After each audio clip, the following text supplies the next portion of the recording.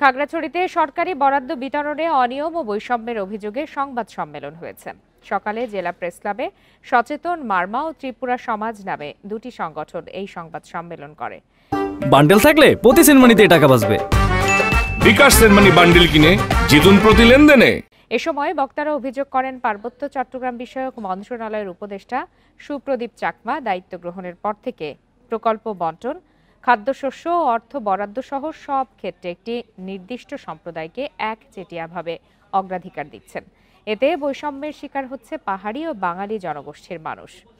এসব বৈষম্য দূর করতে 7 দিনের মধ্যে 4 দফা দাবি মেনে নিতে অন্তর্বর্তীকালীন সরকারের প্রতি আহ্বান জানান তারা। না হলে সড়ক ও নৌপথ অবরোধ সহ কঠোর কর্মসূচি পালনের হুঁশিয়ারি দেন তারা।